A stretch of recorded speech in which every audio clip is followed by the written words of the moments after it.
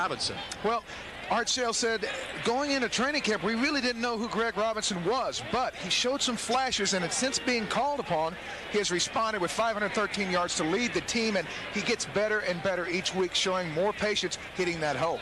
And if that rookie gets grounded, well, the Jet is always ready for takeoff. We're talking about the other big rookie contributor, James Jett, who gets his first NFL start today in place of the injured Alexander Wright. Well, this guy is a burner. Now, he has 4.1 speed, and he makes great adjustments to the ball, but the thing that really surprises a lot of them is he has great toughness inside the middle of the field. Well, as for the Bengals, you're always looking for a spark when you start the season at 0-10. David Klingler's quarterback coach, the All-Pro here who played for so many years for Cincinnati, Ken Anderson, called the plays last week for the first time, and Dan, it worked out so well that they're going to go ahead and give it another shot today. Well, I think it's a good idea. It's a menu for success. With a young quarterback, you need to have him very in tune, and a lot of the times you get those young quarterbacks that get a little jittery, but a veteran like Kenny Anderson can give him a game plan menu, and he does a lot better. And there is Ken Anderson. We talked with him yesterday, perhaps one of the busiest coaches in the NFL this week. There is his script of plays. He says he's worked out about the first 14 offensive plays. We'll see what kind of calls he has for David Klingler. The Bengals won the toss. They will receive Patrick Robinson and Eric Ball back deep for the Bengals. And this is Eric Ball juggling the kickoff and working his way back up the left side across the 20. And a pretty good recovery for Eric Ball, who returns it all the way back out to the 28-yard line. The tackle made by James Trapp, but flags on the play. There is David Klingler, and as mentioned, there's a little scuffle developing at midfield. I believe Steve Tovar, number 51, involved in the scuffle for Cincinnati. I think these guys are ready to play. Maybe the snow has something to do with that. Well, I think that snow's made everybody feel a little bit more frisky about playing this game today. You know, that's one of the byproducts. You know, no one wants to be 0-10, but, you know, it seems like they get a little bit cranked up trying to get those things changed around. Well, a penalty against Cincinnati. It was a 28-yard return for Eric Ball. And here's the call from Kukar, the referee. Personal foul, number 93 on the return team. Half the distance to the goal, first down. And a penalty on Ty Parton.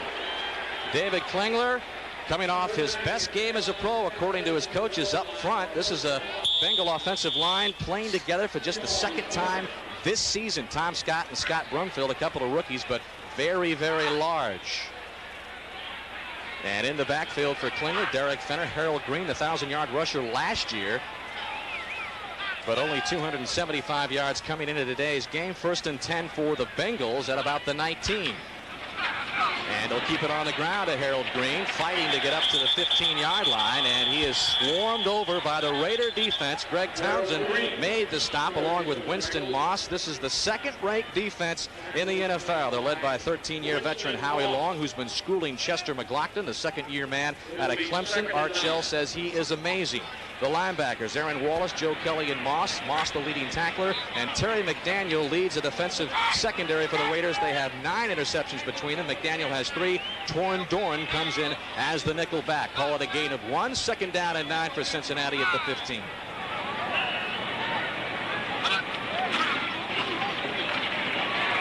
Harold Green gets the call again. He's lucky if he gained anything. So, and we knew the Bengals would be conservative.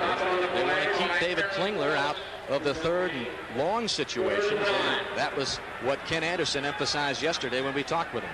Well, what they're trying to do is make sure they don't get themselves in a position where that Raider pass rush can tee off on them. Now, that's exactly what they've gotten into here. They were trying to get into 3rd and 3, 3rd and 4. Now it's 3rd and 9.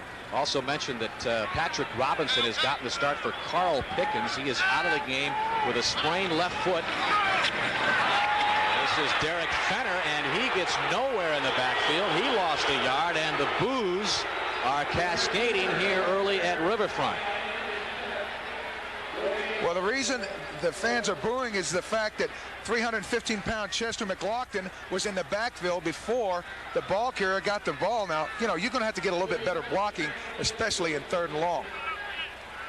Well, there's Lee Johnson in punt formation, and Tim Brown, who last week became the all-time leading punt returner for the Los Angeles Raiders, he stands back at midfield, so the Raiders with an excellent chance for good field position.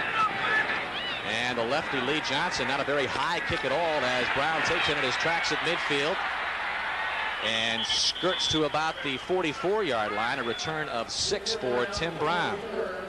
As we take a look at the offense for the Los Angeles Raiders, the first time that quarterback Jeff Hostetler has faced the Cincinnati Bengals in his career, and up front for him, Stevens, who gets the start for Gerald Perry today. Gerald Perry, a death in the family, so Rich Stevens gets the start, the former Bengal there. Max Montoya, the 15-year veteran of the former Bengal, is the right guard. Robinson, averaging more than 80 yards in his last 3 games for the Raiders. James Jett getting his first NFL start. Tyrone Montgomery and Raghib Ismail come in on the wideout, 3 wideout set. This is Steve Smith, who has a big hole up the middle, and he picks up first down yardage. He's at about the Bengal 32-yard line, and he's brought down by Darrell Williams. The Bengals defense, they missed John Copeland today, out with a sprained left knee, so Mike Fryer gets the start for him at the left end position. Tovar, McDonald, and Alfred Williams, along with the veteran Francis, the linebackers. Darrell Williams has been the bright spot in this Bengal defensive secondary. He's the leading tackler. Marcelo Simmons, the rookie, comes in the nickel package. 1st and 10 for the Raiders, and the first carry of the ball game for Greg Robinson, stopped by Daniel Stubbs, and Robinson's lucky if he picked up a yard. Well, the loss of John Copeland along that defensive front will be one of the things we're going to be watching today. Now, the Raiders have gotten that running game going, and what they're doing is they've got a big, strong offensive line. They just go ahead and try to punch holes in you, and then the young rookie, Greg Robinson, has shown great skills at waiting and letting that hole develop and then bursting through it. Well, there's Fryer, who fills in for Copeland. The coaching staff of the Bengals, just when Copeland was really coming on, they're forced to play without him. Flags on the play as Hostetler goes over the middle to Tim Brown. Brown has the completion at the 26-yard line, but a flag has been thrown. Steve Tovar made the stop on Brown. Bernie Kukar, the ref. And he's indicated that the penalty is on Cincinnati. Offside on the defense, number 96. 5-yard penalty.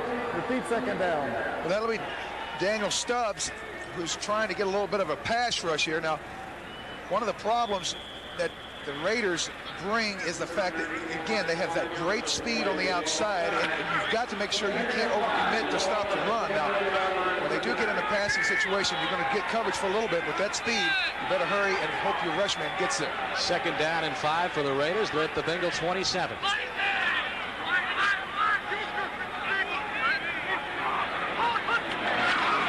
And here is Steve Smith. And Steve Smith gets in the 25, inside the 25, down to the 23 before George Hinkle makes the stop. You know, we watched Miami-Dallas the other day in the bad conditions. They gave the ball to the fullback almost exclusively, and it looks like that's part of the Raider game plan here early. Number 64 is an eligible receiver. Number 64. They're going with their 2 tight end offense right now. Number 64, Todd Pete, lining up on the near side there. 3rd down and about a yard for the Raiders. Opening moments of this game in a snow flurry at Riverfront Stadium, and Jeff Hostetler forced to call a timeout, not happy at all to have to burn it with 10:13 left in the first. Wonderland at Riverfront Stadium in Cincinnati. The Bengals and the Raiders just underway, and Art Shell, his team, did pick up a 12-7 win in San Diego last week, Dan, but it was really the first time he felt his team played a full 60 minutes of football. The Raiders have had a tendency to really fade in the second half of ball games this year, and he got an all-out effort last week, he thought. Well, anyway, they're calling the number 64 Todd Pete as an eligible receiver, but the thing is, getting back to Art Shell, he feels like he has enough talent to go to the Super Bowl if they put it together for 60 minutes. Until last week, he really hasn't gotten it. Important 3rd down and short yardage here. Greg Robinson has to go way outside to try to get it, and the Bengal defense, I believe, stopped him. Darrell Williams and Alex Gordon were there to meet Robinson on the corner. Well, that is more than anything else a moral victory for the Cincinnati defense. You know, here's a defense that has not played very well, especially against the run all year, and then they stopped the Raiders on a 3rd and short early in this game. That's got to be a big ego boost. Robinson may have lost a little bit of yardage there, so that will bring out Jeff Jager. He leads the AFC with 22 field goals so far this year. They've spotted it at the 32, so it'll be a 42-yarder for Jager.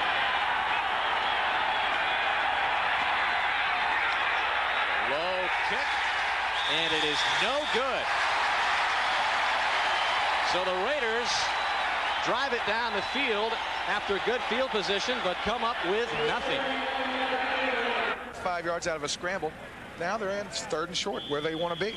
We'll be back to Riverfront. Scoreless, the Bengals and the Raiders. Is the quarterback coach for the Bengals, the 5-time Pro Bowler here in Cincinnati, holds virtually all of the Cincinnati passing records, and there is the script of plays, Dan, that he's been studying all week long. Well, he's got 5 different sheets. You know, it's 1st and 10, 2nd and short, blah, blah, blah. It took him a little bit of time to find that 3rd and 1 and a long one because they had to call timeout. But now Klingler has exactly what they want to do in the situation. 3rd and about a long one, maybe 2 for Klingler. He'll drop back and throw it. Looking downfield, and he was looking for Jeff Query. And Query makes the reception all the way down to the Raider 41. 1st and 10 for Cincinnati. I think he got the wrong sheet. That was a 3rd and 11, not 3rd and 1. Well, there's Kenny looking at his play sheet. Did I call that play? Well, I tell you what, and that's what I think you have to do. You're 0 and 10. You've got to take a chance every chance you get. Now, you'll see here, they just go ahead and run a little play action, and they find Query out there on an ISO pattern, making a great throw and catch. And again, Klingler has a lot better feel for this offense on this scripted system by quarterback Kenny Anderson. 24-yard gain, and right now the Bengals are in the portion of the field that is beginning to accumulate some snow. Flags on the play, and Chester McLaughlin may have moved prematurely on that Raider defensive line. But I think the snow now accumulating, becoming somewhat of a factor, especially on this end of the field. Ball start on the offense, the center, number 64, prior to the snap. 5-yard penalty, still 1st down. We'll check that. Not McLaughlin, it was Kozierski, the Bengals center. But the reason, and believe me, that'll make you nervous. 2 tight end formation for Klingler, Frisch and Tony McGee. That's Query in motion to the near side. And a fake to Green. Klingler rolling to his right, and he's got Frisch, who's able to hang on to the football. And maybe he got to the original line of scrimmage for a gain of about 5, so that'll still bring up 2nd down and 10. Well, what the Bengals ideally would like to do is go with this 2 tight end offense. Now, the Raiders are very strong in the front 7. They're going to go with 2 tight ends, and what they're going to try to do is run up inside and then, of course, run these little bootleg passes here. Frisch doing a good job getting outside, releasing. I think that's what you have to do against this Raider front. Don't run right at them all the time. Make them work for it a little bit. Well, the Bengals have never taken their first drive in for a touchdown. They failed to do that on their first possession. That was their goal this week, but they are in pretty good shape here in their second offensive series. Klingler to the air again. He's got Query, and Query for 1st down yardage. He's down to the Raider 27. Lionel Washington made the stop on Jeff Query, who now has topped his career high for receiving yards in a season. Well, the offensive line did a pretty good job, gave him some time to throw this, and then here you see just a little turnaround. Klingler zips the ball into him. Now, that is something else we'll have to watch today. Here's a young quarterback in weather that is not really ideal for throwing it. He's been able to do it pretty well so far. Jeff Query needed just 8 yards to top his best year as a pro. He had that year with the Packers back in 1990. 1st and 10 call. The fake again through the middle to Green. And this time Klingler will take the sack. Chester McLaughlin got to him at the 30-yard line. The 4th sack of the season for the youngster out of Clemson. And we mentioned at the top that Art Shell thinks this guy is amazing. Well, I tell you what, the guy that made it happen was number 74 coming from the top there, Harrison. McLaughlin was basically the spy guy. Now, when you have a quarterback like Klingler, a guy that can really get out of the pocket and cause you trouble, you put a guy in a spy technique where he just basically tries to stay in front and let the other guys flush him, and then you jump on him. Kind of a gravy sack. Klingler takes his 27th sack of the season. The Bengals have now given up 40 on the year. That's the most in the NFL. Klingler pressure from the right, but he gets it away to Query. And on the 2nd down and 14 call, Cleary gets about 5 yards, so that'll bring up 3rd and long for the Bengals. Well, here's one of the things that you look for in a young quarterback. Can he feel when the blitz is coming? And if he can, he has to side adjust. There, Klingler saw him coming from the outside on a blitz. He looked the other way and picked up Cleary. He ran a good side adjustment. Now, last week, it was the first time he really started doing these things in the Jet game, and Kenny Anderson said, you know, I think that this really has given him a lot better feel for it, and the 3 weeks he took off, he really seemed to have made a lot of progress in that time off and benefited from it almost. 3rd and 11. This time Klingler plenty of time, tried to hit Derek Fenner. It was incomplete, so that will bring out Doug Pelfrey. And Pelfrey is just 1 kick from tying the team record 13 straight field goals. It's shared by Jim Breach and Horst Muhlman. As Pelfrey got up to a slow start, he missed 4 of his first 6, but he's now made 12 straight. Lee Johnson is the holder, and he'll spot it at about the 35-yard line. So this will be a 45-yarder for Pelfrey to try to get a share of the record and the 13th straight field goal. And the rookie out of Kentucky splits the uprights. 13 straight for Doug Pelfrey. And a share of the Bengal team record. Cincinnati on top, 3-0. Huge favorite here today, but so far the snowy conditions, the Raiders finding things difficult. Let's take a look at the natural gas quarterback efficiency ratings. John Elway leading the way for the Broncos. Jeff Hostetler, the Raider quarterback for Cincinnati. Actually, that's Doug Pelfrey. Usually it is Lee Johnson, but Pelfrey kicks off and back deep. This is Willie Galt, and Willie Galt has found a seam up the middle. He's to midfield and he can burn. One man to beat, but he's chased out of bounds by number 24, Alan Grant. Willie Galt. Huge kickoff return for the Raiders, and that will put them in business at the Bengal 29. Well, Willie and I played together for many years in Chicago, and if there's one thing he can do for your team, it's this. He will shock a team with his speed, and I'll tell you what, he did it an awful lot of the times on kickoff returns. Now, that's what you're looking for. If you're Art Shell, you're on the road, you're down 3-0, your offense is kind of sputtering, you're looking for a spark. Well, Willie Galt, the 11-year veteran, still supplies it. Yeah, there's a lot of track stars on that Raider team, and Willie Galt was a former Olympic sprinter back in '80. So he's got speed as well. 1st and 10 for the Raiders. Hostetler on the play fake. Flag on the play as it's in and out of the hands of the rookie James Jett. But we'll see what the flags indicate. Mentioned James Jett getting his first NFL start. Alexander Wright is out with an injured ankle. Offside on the defense, number 98. 5-yard penalty, still 1st down. Penalty on George Hinkle, the right end for Cincinnati. So it'll be 1st and 5. And after the 60-yard kickoff return by Willie Galt, that's put the Raiders in great shape. But look at the speed in this Raider wide receiver core.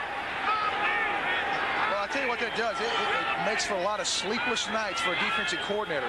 Rob Lynn says this is scary when you watch him line up. This is Steve Smith up the middle, but to further elaborate on that speed, Alexander Wright, who has won the NFL's fastest man titles the last 2 years, may not even win a race among this group. That's how fast they are. Along with James Trapp, also a member of that, a gold medalist in the 1992 games. There's so much speed on this Raider wide receiver core. It is scary. 2nd down and 2 for the Raiders.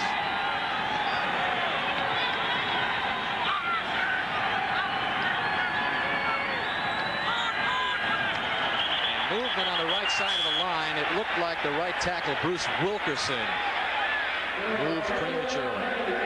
Well, it could be the right tackle, and maybe Max Montoya, the right guard, the longtime Bengal, trying to get a shot on his old buddy, Tim Crumrye.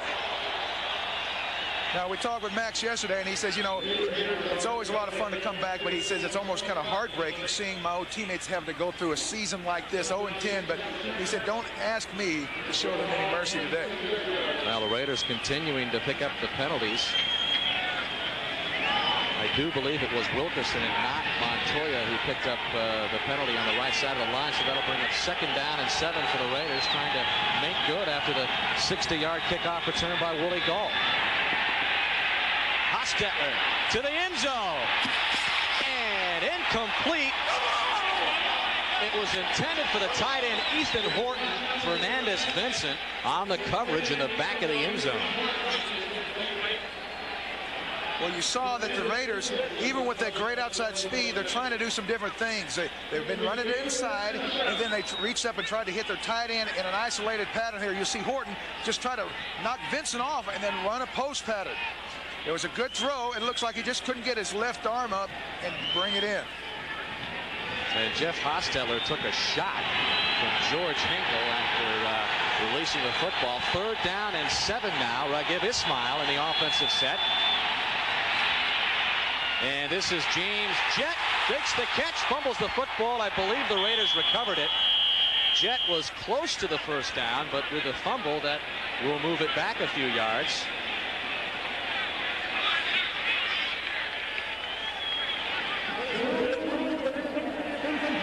I think that's a good call.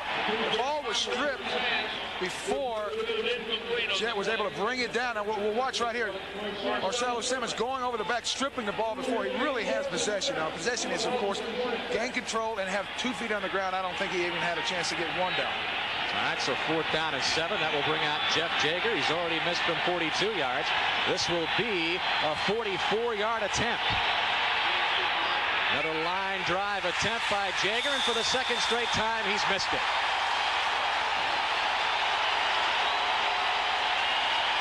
A 42-yarder off the mark earlier, and now a 44-yarder leaves the Raiders scoreless with 2 minutes and 30 seconds left of the 1st quarter.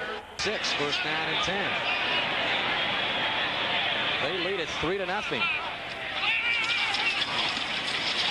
And Green with a good move to the outside for good yardage. He bounces his way up to the 35. An unbelievable bunny hop by Harold Green there. We'll take another look at this. I think you'll see just an inside handoff. Green bounces it outside, running away from Wallace, the linebacker, and then jumps. Now, I tell you what, some of those cornerbacks that come up and try to make a tackle by taking your knee out, that's one way to get them back up there where they're trying to wrap up. You make them miss like that a few times, it'll get their attention in a hurry. Well, you see the declining numbers by Harold Green. He had 688 yards last year at this point through 10 games and came in with just 275 yards. Klingler loops it up top for Derek Fenner, and he's got the reception. Yes, down at the Raider 43. Derek Hoskins on the coverage for the Raiders, but Derek Fenner at 6'3", 228 pounds with a nifty acrobatic catch on the sideline. Well, you'll see here, they're bringing a blitz, and just before contact, he gets rid of the ball. Now, Fenner makes a great adjustment going up forward, but I got to love the game plan that Cincinnati has put together. They're keeping them off balance and throwing the ball when they want to. 1st and 10. Klingler finds some time, loops it out to Harold Green. Another short pass, that's good for a gain of about 2. Meanwhile, Chester McLaughlin is going at it with Scott Brumfield. And that's 320-pound Brumfield against 315-pound McLaughlin. A lot of beef there. Well, I promise you, you don't want to be in the middle. It'll be defensive holding. And Art Shell calls McLaughlin a big cat. Well, I tell you what, you got your hands full, and Brumfield is having to work overtime today trying to get him contained. Holding on the defense, number 36, 5-yard penalty, 1st down. Klingler off to a good start. He's 5 for 6 for 71 yards. And the holding penalty has put the ball at the Raider 38. Closing seconds of the 1st quarter, Bengals up 3-0. It's like Klingler fumbled the exchange before giving it off to Harold Green, and McLaughlin there to meet him. And that could be the final play of the 1st quarter.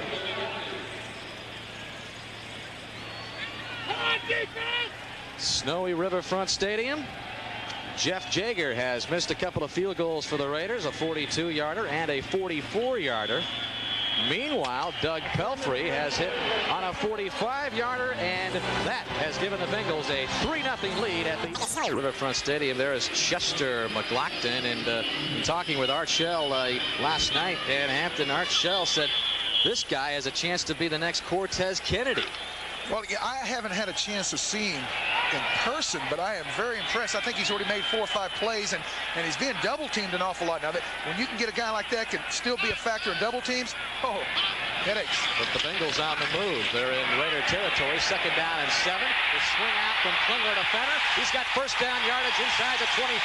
They're going to spot him at the 22. Terry McDaniel, the left cornerback, along with Derek Hoskins, ran him out of bounds. But Derek Fenner with his 2nd reception and 2nd for a big game. Well, a lot of times if your offense is having trouble running the ball, what you want to do is get some little checkoff patterns to your backs. And Fenner has done a good job. Harold Green's made some good plays on that. But here you'll see rolling out and getting the ball to Fenner. And he's breaking a tackle. And last year, I tell you what, he rushed for 70 yards against these Raiders, and they know Derek Fenner can hurt them. You see the numbers on Fenner for the year. The former Seahawk. And now Klingler drops back on first down. Rifle to the end zone. And he's got Jeff Query, but Query not able to hang on to it. That was a rocket from David Klingler. You know, a lot of guys, you hope they make that catch. But I think that Jeff Query will make that catch 9 out of 10 times. I think the Raiders dodged a pretty good-sized shell there. You'll see him just running a post, and Klingler throwing the ball excellently right in there. Now, I'm not kidding you. Jeff Query is an excellent receiver. I'm sure he knows he should have had that one. That was Lionel Washington on the coverage of Query, the leading receiver for the Bengals. Carl Pickens again out today with a sprained left foot. And some movement in the Bengals backfield that might have been Derek Fenner who moved.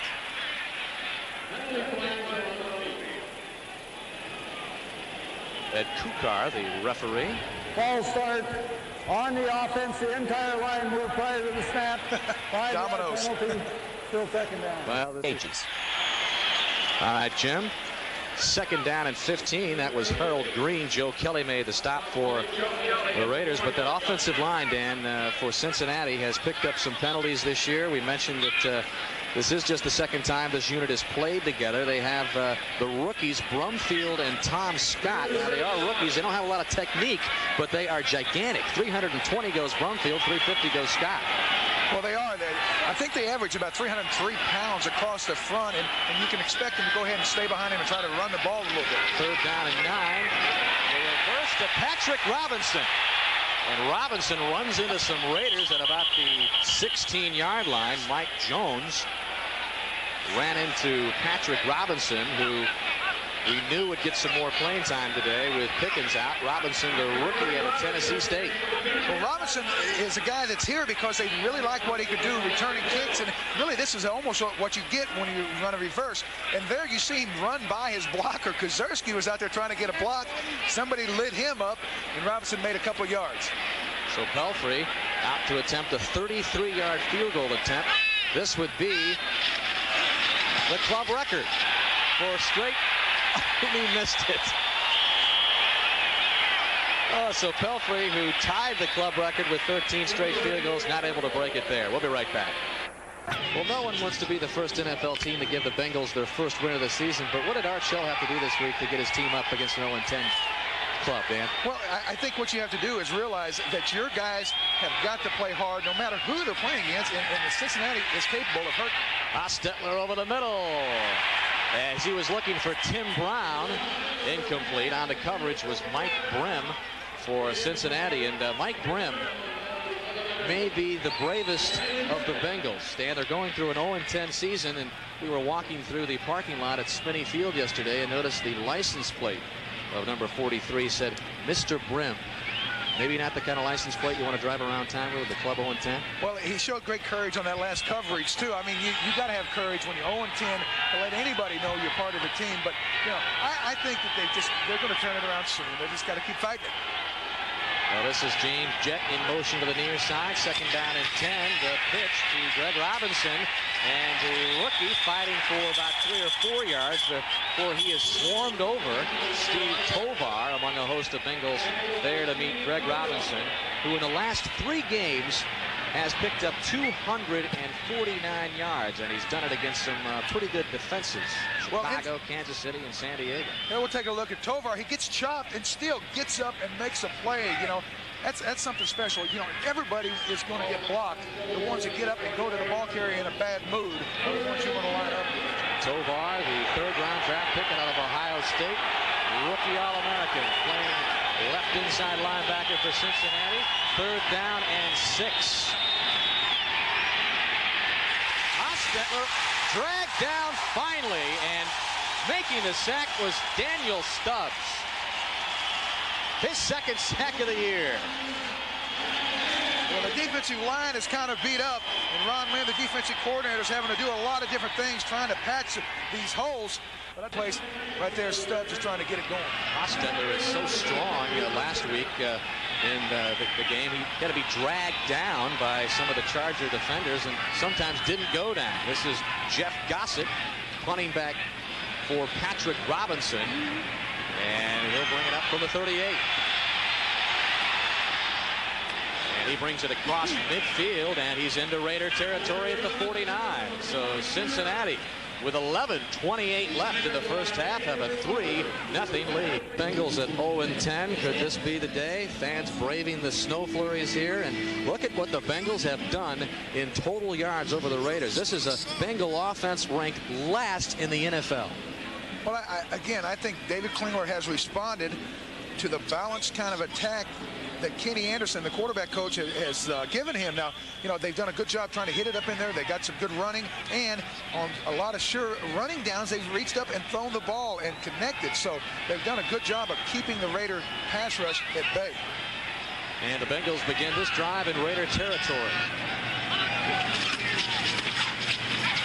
Harold Green right up the middle, maybe got 1 yard. Well, let's go to our NFL Live studios in the Falcons, a hot team in the NFL, and Cleveland going the opposite direction. 2nd down and 9 after the 1-yard gain by Green. Ball at the 47 of the Raiders.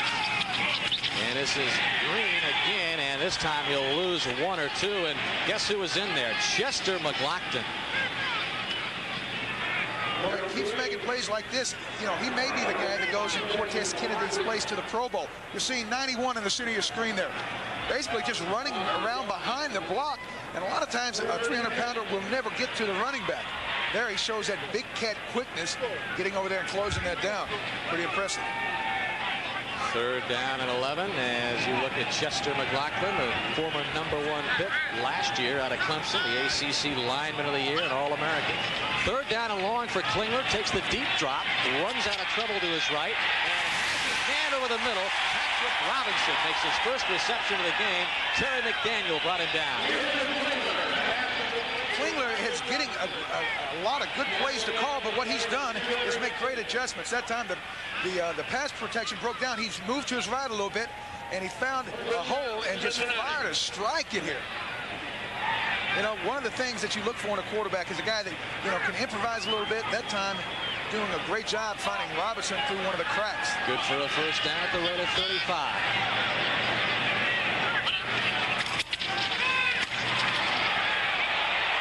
Fake to Harold Green, and coming back to meet Klingler was McLaughlin. And the Raiders feel they have the loose ball. And Kukar, the referee, indicates that the Raiders have it, but I have a feeling there's going to be a discussion. Well, we talked about how Klingler has made some good moves trying to get away from that rush. That time McLaughlin caught him from behind. Klingler unaware he was there. Well, the referee Kukar had indicated that the Raiders had the ball, and now has indicated that Cincinnati will retain possession. Well, Klingler has had 6 fumbles this year, being stripped from the ball on a sack. That's one area that he really has to work on. We're going to get a call here once they get it sorted out. That's Kukar discussing it with Aaron Pointer, the head linesman, after Kukar indicated the Raiders had the football. It was Pointer that came in and apparently changed Kukar's mind, so indeed the Bengals will retain it. A 5-yard face mask penalty against the defense. The play ended up behind the line of scrimmage. The fall was behind the line of the scrimmage. We have to at least get to the line of scrimmage, and we will repeat the down. What he's saying is the defensive foul will be marked off from the original line of scrimmage. Now, that's the thing that you don't want from a veteran team like the Raiders. Here, we're going to watch here, again, Klingler getting out of a collapsing pocket there. But McLaughlin showing that cat quickness. I'm telling you, Dan, this guy is something. Now, there it looked like Klingler was sacked. The ball came loose afterwards. But either way, when you get a stupid penalty like grabbing a face mask, it doesn't matter. And, again, you know, Art Shell has challenged his team to avoid some of these mistakes, to try to put it together, and they just seem to keep shooting themselves in the leg. So it is first down and 10. The Bengals at the 35-yard line. They lead the Raiders 3-0, approaching the 9-minute mark of the first half, and the play stopped again, and the play clock just might have run out on the Bengals. Cincinnati prior to the snap. Let's get a penalty for running the play clock down. Here you see Robinson calling the timeout right before the clock expires. And the Bengals have it first down and 10 from the 35. And this is Harold Green bouncing out to the left side and picking up some good yardage. He got about 6 yards before Nolan Harrison ran him down. So Harold Green beginning to find some daylight. He does not have one 100-yard game all season. His season high just 68 yards. Well, this Raider defense, what they do, they love to rush the passer, and playing the run is something almost like an obligation. Here you see Green just running through some of those tackles. Now, I think that's what you have to do. You've got to make them earn the right to rush the passer, make them stop the run. They've done a good job of getting it done. Call it a gain of 7 for Green. Here he is again looking for the first down marker, loses the football, but Tom Scott, the left tackle, able to recover it. Joe Kelly, the Raider middle linebacker, put the hit on Green, or the strip. But an alert rookie out of East Carolina, Tom Scott, the All-American, fell on it. Well, you talk about recovering the ball. This guy, 350 pounds, he can cover up a lot of things. He can cover up a Volkswagen. Watch him here collapse on that ball. You better check the air pressure on it. We talked with the veteran Joe Walter yesterday, and he was telling us about the rookies Brumfield and Scott. He says they don't have a lot of technique, but they a lot of poundage. Klingler dragged to the ground by Chester McLaughlin. Another sack. Put him in the Hall of Fame. For Chester McLaughlin, the big cat. Yeah, we're going to take a look at him. We got him on ISO. Here you'll see him getting a good rush, getting those arms up, and then bursting to the football. Amazing agility for a 330-pound man. You believe this guy weighed 370 pounds at Clemson? And he's always hungry. 2 sacks today, 5 sacks for the season for Chester. Yeah, Howie Long said these guys put it away. I believe that was his 3rd sack. And second down at 17. Harold Green with some good yardage, but it'll still bring up 3rd down and long for Cincinnati. Well, we talked earlier about how Cincinnati is trying to avoid those 3rd and long, and what you got to have is 0 for 2 when they're in 3rd and 5+. It'll be interesting to see if they can get it done here. David Klingler has been sacked 28 times. Just the previous play, taking another sack from McLaughlin, and Klingler seems very frustrated. Calls another timeout. The second one of the half, so they'll have 1 remaining. Well, it looks like they're, again, Kenny Anderson. He expected to start Joe Montana today in that one. 3rd down and 8. Klingler at the Raider 22, drops back, sends it out to the left sideline, and he's got Tony McGee, the tight end, all the way down inside the 1. Well, the folks in Cincinnati have waited for David Klingler to show what he can do. I think he's showing it here in the first half, Dan. Last week, he had his best game as a pro, but today, Tony McGee, the rookie out of Michigan. 9th play of this drive for Cincinnati. Derek Fenner tried to get in the second effort. No indication of a touchdown yet. And they're going to call him down about the line of scrimmage. Well, so it'll be second down and goal. Well, they were stopped on the initial surge, and then he made another lunge, and then a Raider bumper card even looked like he made it across the plate. I think our friend Chester McLaughlin put the hit on Fenner. Well, we'll see Fenner here. He's a big guy, 230. You want a guy like that, but he just got too much traffic around his legs. Can't wade through the trash and get in there. Harold Green has come out of the game for Cincinnati. Eric Ball in the backfield, and this is Ball in for the end zone. Touchdown, Cincinnati.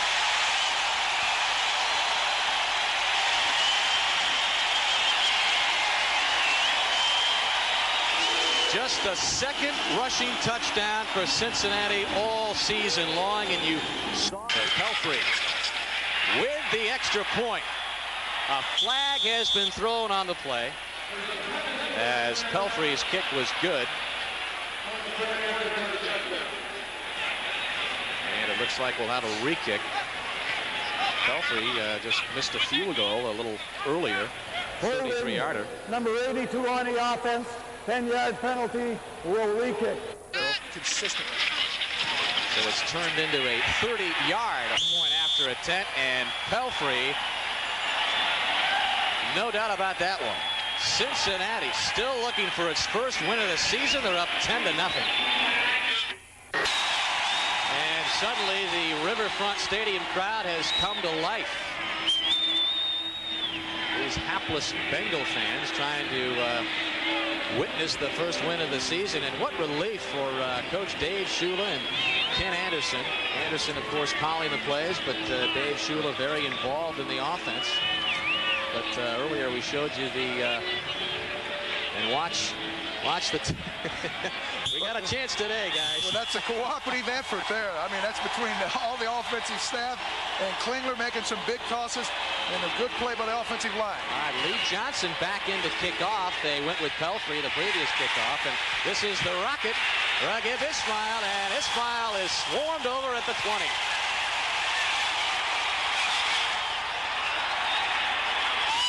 You know, one of the big concerns when your team is 0-10 is the fact you might lose them at any time, Dan. And, you know, I've been on some bad football teams, and a lot of people lose focus. But I tell you what, Shula has done a great job of keeping these guys together. You know, there's been a little bit of backbiting, but you can see they're coming out against a very strong Raider team, and they are putting it together on both sides of the ball. Yeah, they were in that game in the Meadowlands last week. They lost 17-12 to the Jets. It was the week before that really when they hit bottom, losing to Houston 38-3. But they say this team has not quit. They've had good practices, and they're still looking for the first win. A Hostetler first down pass, looking downfield. He was looking for Greg Robinson out of the backfield. And with a score 10-0, Bengals with 5 minutes left in the first half, that really does not bode well for a team which has been especially strong in the first half and has had a tendency to fade in the second half. Look at those numbers, almost flip-flopped. Exactly, and you know, that's one of the things. It's called focus. And you know, Art Shell was worried about it. He challenged a dozen of his veteran leaders, said, hey, look, when, you know, we play hard, we can do what we want to do, but he doesn't get it all the time, every down. And this is Robinson with a burst up the middle, and he'll get a gain of about 8 or 9. Well, and coming into that play right there, he had rushed 3 times for 4 yards, and that's kind of like a bread and butter thing. You know, Robinson has been a spark to this offense, and he hasn't been able to get it going so far. There you'll see that massive line getting a good push there. Steve Smith, the fullback, doing a good job filling on Crumry, and they were able to bust it up in there for about 8 yards, bringing up 3rd and 2. Well, we've talked a lot about that running game, but Jeff Hostetler has not even completed a pass in 4 tries so far this game. He's got the Rocket to the near side. It's more like 3rd down and 3 for the Raiders. Hostetler trying to avoid the pressure. He's not going to get away. Stubbs and Mike Pryor sack Hostetler. It'll be a sack for Fryer, but more than anything else, it was great coverage. And I'm going to tell you something. When you have the kind of speed the Raiders can line up outside, that took a long time for that to happen. Jeff Gossett to punt for the Raiders. Patrick Robinson waiting a high spiral, which has driven him back to the 35. He calls a fair catch, and that is where Cincinnati will have the ball with 3:34 to go. Well, you know, Art Shell told us last night, he says, you know, we're 6-4. We really have a great chance to control our division, and you'll see him trying to mix it up out there. Well, as the Bengals and Raiders scuffle, next Sunday we'll remind you that NBC Sports presents nothing lead. 3:34 left in the first half. Green gets the ball, and he spins around trying to pick up something, but he'll lose a yard. McLaughlin and Anthony Smith dropped him for a loss. Well, the grand old man, Howie Long, makes a great penetrating play there. We're going to take a look at the top of your screen. Number 75, still one of the quickest off the ball. Was able to cause some havoc in the backfield. Talking with Howie yesterday, he says, you know, I know it's getting close to the end, but he says it's a lot of fun playing with these young guys. Yeah, he calls them kids. Oh, you know, kind of like the kids there, the McLaughlin group. Got a television show, don't they? He might need one after today. They have one. Klingler rolls and spins, gets the ball complete to Tony McGee. Actually, it was David Frisch, but he is stopped cold, and the Bengals' offensive series here is so far sputtering. Well, again, what you want to do is stay out of that long yardage. Well, what happens first down, you're trying to run the ball at Howie. He makes a play in the backfield. Now, you know, you try to do something through the air. Now you find yourself in third and long, and this is a death trap against that Raider pass rush. Good numbers for Klingler so far. Last week, he was 22 at 31, 196 yards, threw a couple of interceptions.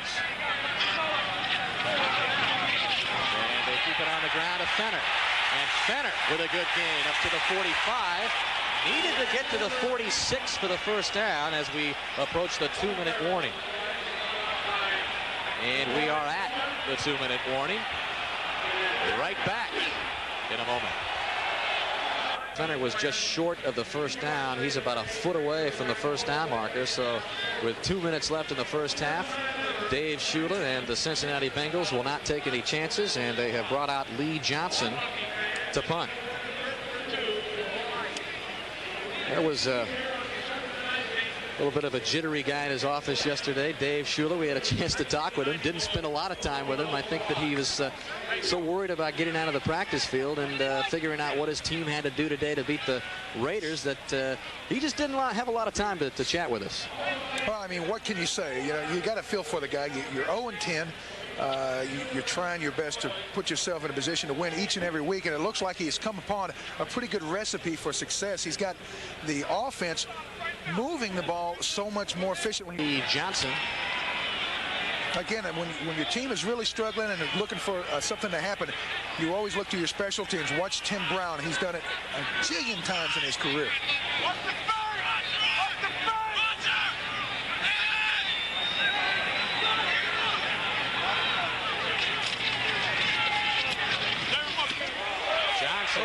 Is a boomer angling for the left side, but it'll roll into the end zone. So the Raiders will have the ball first and 10 at the 20 with 1:51 left. Oh, my beauties. You know, and I think that, you know, here's a guy that knows how to get it done. They just haven't been able to get on track yet.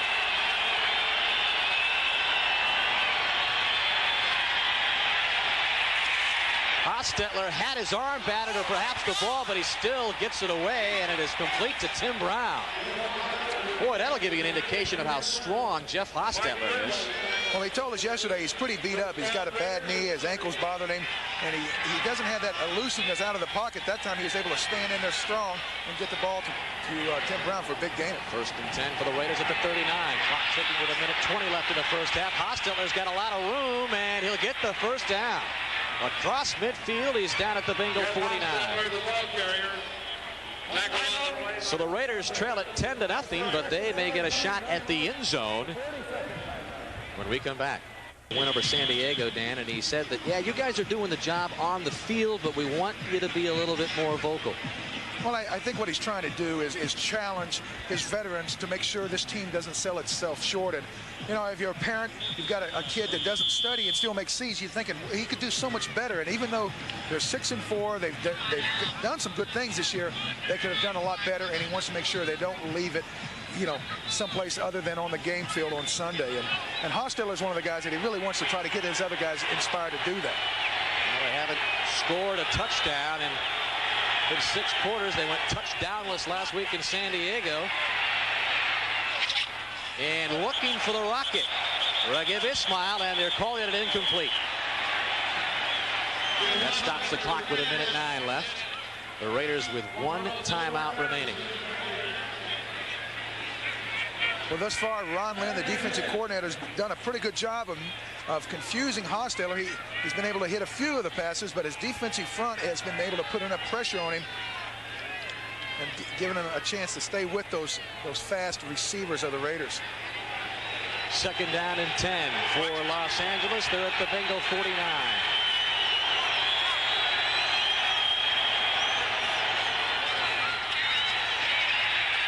Hostetler going down the right side for Ethan Horton, and he makes the catch. Or no, they're indicating it's incomplete. It looked like Horton had the football. Darrell Williams will be the guy that gets the credit if they do not count this. Art Shell says it's a catch. It looked good to me, too, Dale. It looked like an excellent catch by the tight end, Ethan Horton. A catch where he had to pay a price to get it. Let's have another look at this one.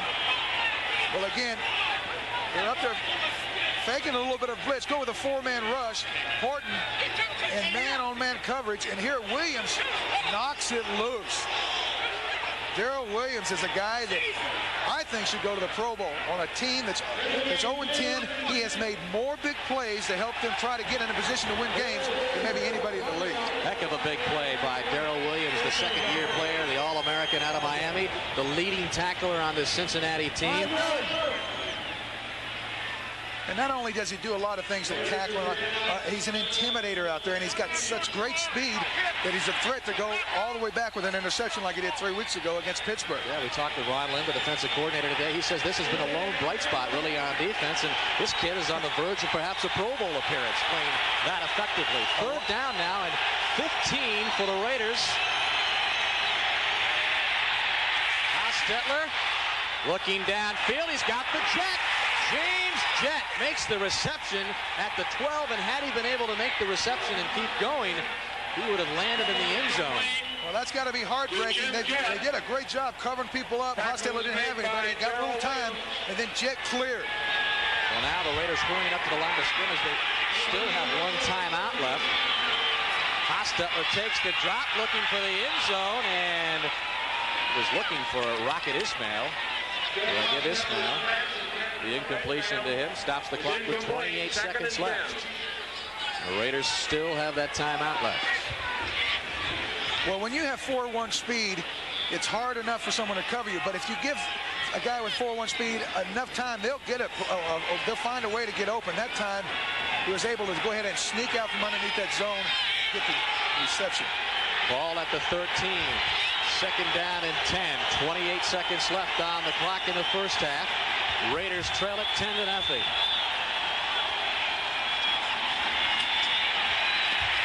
Hostetler with a lot of time, going for the end zone, incomplete. He was looking for Jett. And so that stops the clock with 21 seconds, and it'll bring up 3rd down and 10. Again, great coverage by the Bengal defense. You can see Hostetler shaking his head. He's saying, hey, I can't find anybody open. And when you have that kind of speed, it must be the fact that they're not able to make crisp enough breaks and utilize that speed, and the Bengals are just staying right with them. Take a look here at Hostetler. He says, hey, come on. Get something to get him. You can't find anybody to get the ball to. Riverfront Stadium comes to life. 3rd down and 10. Hostetler to the end zone, and it'll be incomplete. Tim Brown was the intended receiver. Rod Jones was all over him. That'll bring up 4th down, and that will bring out the field goal kicker for Los Angeles, Jeff Jager. Hostetler is hot. Well, again, apparently receivers are on a different wavelength because he's not getting the patterns that he intends to get. That time, Tim Brown was just out jumped for the ball. All right, this will be a 31-yard attempt for Jager, who has already missed 42 and 44-yard attempts. And he has missed this one. Well, that's 3 now that he's just flat pulled. I need to go over and set on the heater and loosen up a little bit. He had such an outstanding game last week. He's 0 for 3 today. You know, that's tough. It all comes down to the leg of the kicker, and it's easy to point a finger, but I don't know whether his plant foot is slipping or maybe he's adjusting a little bit and crowding the ball. It may be the problem. With the slick field, he may not be able to get his plant foot in a proper position and have confidence in it. Here's the reaction of Jeff Jaeger. The hold looked good. Jeff Gossett, the punter, is the holder. And everything seemed in order for the Raiders to get on the board before the first half gun sounds. But it will sound with the sound of the stadium in Riverfront Stadium.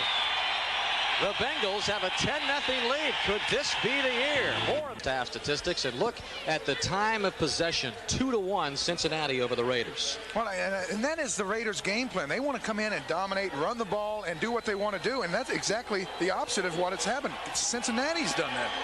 Our John Dockery's on the field. He watched the Raiders go into the locker room. What's the feeling down there, John?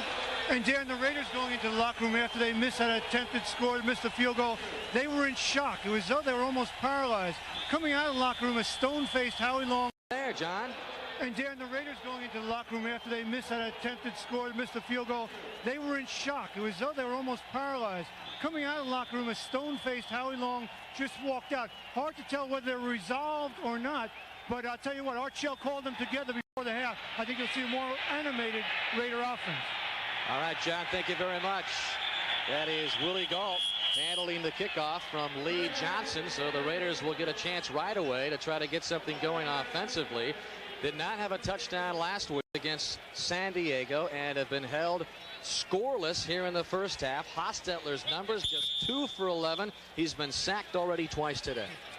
Again, you know, Hostetler is a very efficient quarterback. He likes to operate behind a balanced attack, and the Bengals have taken away everything he wants to do. Great coverage and enough pressure to get him on the ground a couple times. Hostetler to the air. He's got Tim Brown, and a quick first down for the Raiders as Brown is brought down at the 32-yard line by Ricardo McDonald. So Tim Brown at his 6th year out of Notre Dame with a first down reception. Two-time Pro Bowler and the Heisman Trophy winner back in 1987. Just his 2nd reception of the game. He is the leading receiver for the Raiders, and they'll be counting a lot on him in this second half. Raiders down 10-0. And this is the rookie Robinson, and he's got a first down. So 2 plays, 2 first downs for the Raiders, 1 by air, and then Greg Robinson takes off on the ground there. Well, the Raiders are 6-4, and they've done some things very well, and I think you got to dance with who brung in, and what they've done has been able to get a good stretch on that defense and hand the ball off to the rookie Robinson, and there he busted up through a wide open hole and gets the ground game going. Well, so far we've seen what John Dockery described just a moment ago. Looks like a more fired up Raider offense here in the opening moments of the first half. And here is Hostetler deep. And he's got the jet. James Jett came back to the football and made the reception. Or did he? There seems to be some confusion now at about the 5-yard line. Well, the official ran up and marked the spot where he covered the ball. Now, if the ground cannot cause a fumble, I'd like them to explain this to me. Well, now they've indicated that Fernandez Vinson recovered the football. Hostetler is hot. He's come all the way down to the 5-yard line to argue. And here's Ed Kukoc. You know, anytime the Raiders are playing, the officials will be the stars of the show. It's always going to be a lot of things to sort out. Let's see what he's got here. See what Kukoc has to say. Now he's motioning in for. Well, the Bengals have already got their offense out on the field. It's just total confusion out there right now among the officiating crew. We're going to trying to get a shot here of what the call should be. We'll take a real quick peek at it here. You'll see make the reception, and then apparently trying to get up, the ball came out. He wasn't down by contact. There was a fumble when he tried to get up. Well, the question is, did he have was not down by contact, thereby fumbling the ball. That's a good call. Recovered first down. That's a good call. He was not knocked down and made contact with the ball on the ground with him, and he gets up, tries to make something happen, and fumbles. Good call by the official. James Excellent job. Made an excellent job in getting back to the football, but Fernandez Vincent recovers the fumble, and could have been a huge pass play for the Raiders, which would have put them down at about the 5-yard line of the Bengals, is instead turned into Cincinnati taking over. So Art Shell's team zipped it right up the field and turned it over. Place at the 10-yard line. So first down and 10, Cincinnati. And this is Finner, who's had some excellent games on receptions this game. This time he's on the ground before Greg Townsend brings. Been the exact opposite of what we expected. Let's see if it unfolds that way. That is Query in motion to the far side as Klingler gives it to Austell Miles. And Miles, with his first carry of the game, only his 20th carry of the season. Patrick Robinson, Wesley Carroll, and Jeff Query in the 3 wideout set. But they'll keep it on the ground, and a quick hit to Eric Ball.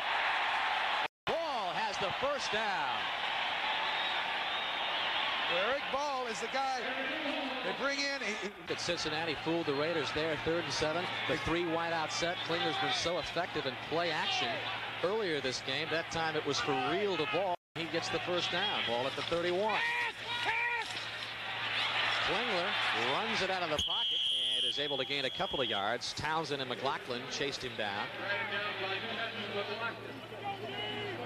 And what you're looking for, your defense, a veteran defense, try to get those guys to get something started there for you. Klingler, the leading rusher on the team, or actually the 3rd leading rusher on the team, is able to get 3. So this is Austell Miles on the 2nd down and 7 call. But Klingler, when he runs, can gain some big yardage. He's averaging 8.6 yards a carry. To be a lot more mature now, and he has a better feel, and we haven't really seen him do that. He's found somebody to get the ball to. Big 3rd down play here for Cincinnati. 3rd down and 2, and this is Miles, and he will be short. He needed to get to almost the 42, and he's lucky he got to the 40-yard line. Winston Moss made the stop, so Cincinnati will break down at a punt formation. And here comes Lee Johnson. Back deep for the Raiders, the all-time punt returning leader for Los Angeles, Tim Brown. And he stands back at the 16.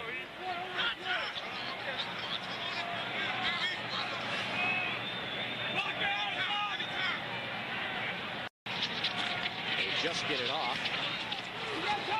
Johnson's kick angling to the left side. Tim Brown takes it at the 20. Across the 30, hit hard at the 32-yard line by Steve Tovar.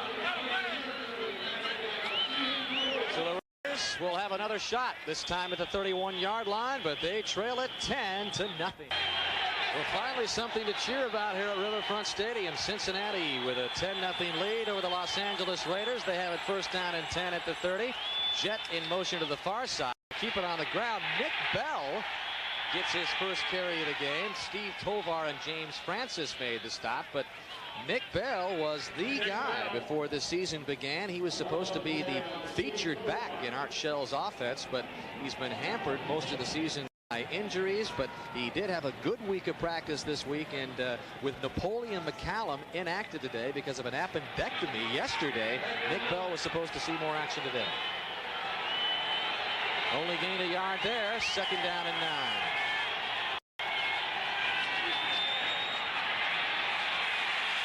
Hostetler has all day and gets it, and it is complete. Rod Jones made the stop on Ethan Horton, the tight end. Officials called it a non-catch. But it wasn't a reception. Again, there have been some late calls coming in after apparent Raider receptions.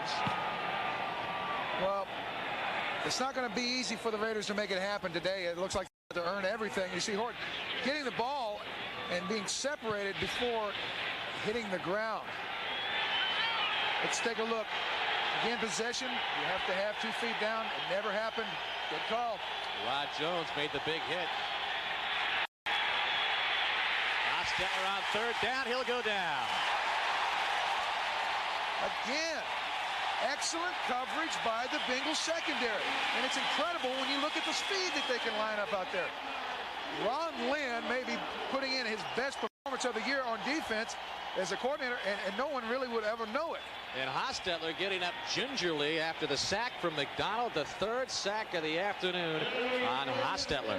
Well, Ricardo McDonald coming up inside, getting the sack, but again, Hostetler knows where to go with the football. That is the first sack of the year for McDonald. Here's the punt. Back deep is Robinson to receive. And he hops and skips his way over to the 43-yard line. So Cincinnati's defense rises to the occasion once again. They lead it 10-0. Sidelines getting a tape job of the right ankle. Man, we talked to him last night. We said, how you feeling? Are you feeling healthy? He says, well, he asked me what's hurting, what's not hurting. Well, Ricardo, Nick Bell there fell back in on Hostetler and obviously twisted his ankle. It's not going to be easy at all for the Raiders today. 1st and 10 for the Bengals. Good play action from Klingler. And he's going to go way downfield. He's looking for Jeff Query, but stride for stride with Query was Terry McDaniel. You know, we haven't said much about Terry McDaniel today, but he may be having as fine a year as any cornerback in the AFC, except save for Rod Woodson. I tell you what, you watch film of this guy, and you just don't see many people throwing the ball in his area. McDaniel coming off his first Pro Bowl last season. Led the team with 4 interceptions, and his 3 interceptions this year leads the Raiders as well. 2nd down and 10. Cincinnati from its own 42. Klingler to throw again, and he's got Tony McGee, the tight end, and McGee stretching out for extra yardage. It was McGee's key 21-yard reception in the first half that set up the Bengals touchdown, the 1-yard run by Eric Ball. So the rookie out of Michigan figuring into the offensive set for Cincinnati. Well, McGee, I tell you what, he's done a lot of good things today already. He's a rook, and he's only going to get better. That time, I mean, he shucked a couple of tacklers and tried to make it back to the 1st down mark. 3rd down and 4. 3 wideouts in. Wesley Carroll, Patrick Robinson, and Jeff Query for Klingler. Buying some time. Looking on the right side. It is complete. And this is Wesley Carroll making the reception. And that'll be a 1st down for the Bengals. Well, one of the things, you know, Klingler is about 6'2", and sometimes he has to look around and find a crack to hit these receivers. Here, Carroll just does a real good job pushing off McDaniel and then making a good move back to a square in. Klingler finding the ways to get the ball to the receiver. The wide receivers finding ways to get open. They're without Carl Pickens today. Their 2nd leading receiver, Klingler, hot, 11-14. They got a 1st and 10 at the Raider 40. And this is Green. He'll get a couple along the right side before Mike Jones stops him. So a good mix of offensive players for Cincinnati. I get the feeling that the Raider defense is being kept off balance. Well, I think that's what you have to do with a great pass rush. You know, when I played with the Bears, we did a lot of great things. Defense and what we always found was offenses did a lot of different things against us because they knew if they got in 3rd and long they were going to have a hard time getting it done. Well, Cincinnati has kept the Raiders at bay, and they haven't unleashed that rush yet. I think Kenny Anderson ought to hang on to those first 14 plays on that cheat sheet. Hey, this is a big opening for Harold Green. He's got 1st down yardage. Put that play right there on the top of the list. That was a slant play back against the defensive front, getting great blocking. I tell you what, the Bengals offensive line is doing a very good job. You know, the only guy that's really done anything was McLaughlin, but Joe Walter and Kazurski and those guys up front are getting it done against a great defensive front for the Raiders. 15 yards on the game for Green. You look at what they've done today, the average yards per game this year, 75.8. They've already eclipsed that.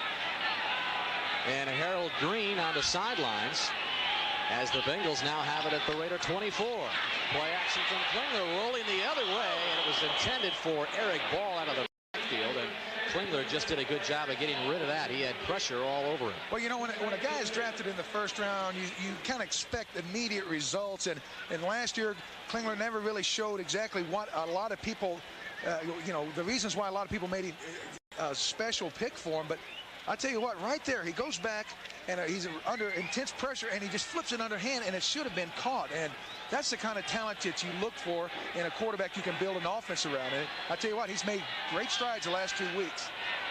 Very quick quarter here. There's just 5:20 left in the third as Derek Fenner gets the call. But getting back to the better decisions being made by David Klingler, and talking with Ken Anderson yesterday, Klingler has thrown 7 interceptions on the year, but Kenny Anderson told us there's really only 2 that I'm critical of. Well, you know, a lot of those interceptions, those picks are ones that come at the end of a half or the end of a game when you're really throwing up a prayer.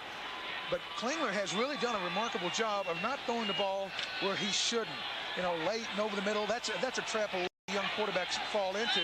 He has not fallen into that, and today, against intense pressure, he has been able to get rid of the ball and get it on the right spot. 3rd down and 7. They're 2 for 6 on 3rd down conversion so far. Klingler pump fakes, gonna run it out. He'll be short of the 1st down, picks up a couple of yards. Torrin Doran, the right cornerback for the Raiders, ran him down, but that'll bring out the field goal attempt for the Bengals. Well, that's the trap they didn't want to get into against the Raiders. 3rd and long. Never really had a chance to find anything except a crack to get out of. Doug Pelfrey has hit on a 45-yarder. That earlier gave him, or tied him with a team record for 13 straight field goals, and then he missed a 33-yarder. That was no earlier, and this one will be a 35-yard attempt. And he's got it. Doug Pelfrey adds to the Bengal lead. 3:54 to go in the 3rd. Art Shell last night, he felt his team was ready to play. Did not think that they were taking the 0-10 Bengals lightly at all, but the last thing that Art Shell and the Raiders want to do is be the team that gives the Bengals their first victory of the year. The Bengals up 13-0. Well, he talked about how important it was not to overlook the Bengals. You know, they're 6-4. They're 1 game back. Kansas City may get beat today. I mean, they could be tied for first. And, you know, then all of a sudden, boom, you hit something, and it's Cincinnati. Lee Johnson's kick, and it'll be taken by Willie Gall. Actually, this is the Rocket, Ragib Ismail, and he's up to the 35. A good return for the Rocket, and the Raiders will try it from the 35. 3:42 left in the 3rd.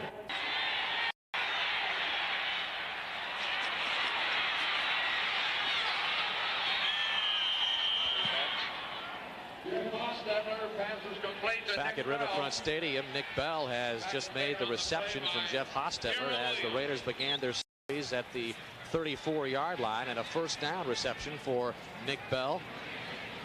Nick Bell was drafted to be the late game closer for the Raiders. Al Davis always likes a big guy late in the game. You know, defenses are tired. Big guy like that can do a lot of arm tackles. Never been able to be a factor because he can't stay on the field. Ball at the 48. Hostetler. Pass complete. Tim Brown. A 1st down for the Raiders. Ricardo McDonald made the stop on Brown, but not before he picks up another 1st down. Well, it looks like the Raiders are figuring out how to find holes in this defense. You'll see there it's a soft zone. They get it jammed, and everybody falls back into a little area.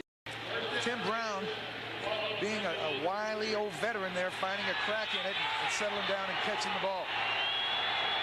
3 catches already, 51 yards for Tim Brown. 1st and 10, ball at the 33 of Cincinnati. They show the pass, and then hands off Nick Bell, and Nick Bell may have another 1st down. Nick Bell. Well, Williams and McDonald made the stop. Well, you can see that the Bengals are kept off balance a little bit. Now that they run, they throw, they do this, and they're not getting the pressure they had earlier. Now, of course, they come back with just a straight handoff dive play. Creases them pretty good there for a 1st. Raiders taking their yardage in big chunks. They're down at the 22. Under 2 minutes left in the 3rd. Hostetler on the run, spins and just throws it away. Pressure coming from Tovar and Francis. And the Riverfront Stadium crowd wanted the intentional grounding flag, but there will be none of that. We'll take a look at this. Francis coming around the inside, running a little game there, blitz straight up. Hostetler able to get away from him. And, you know, when you're 0-10, again, the little things, well, Francis was untouched. If he makes a sack, it takes him out of field goal range at the very least. You got to make plays when you get a chance to in this league.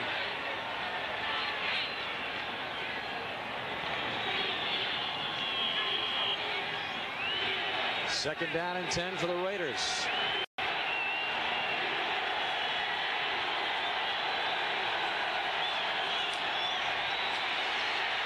Hostetler over the middle, and he's got his man. And that is the Rocket, Ragib Ismail with the reception. Mike Brim on the coverage for Cincinnati. Well, Ron Lynn, the defensive coordinator, went with the soft zone early. Now he's bringing some people.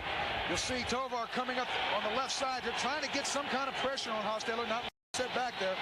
Finally, someone clears, and he's able to get it to him. Gain of 5 for the Rocket. Third down and 5. Ball at the 17. Under a minute left in the third quarter. So they bring the inside people again. Hostetler looking for Tim Brown, and he's made the reception.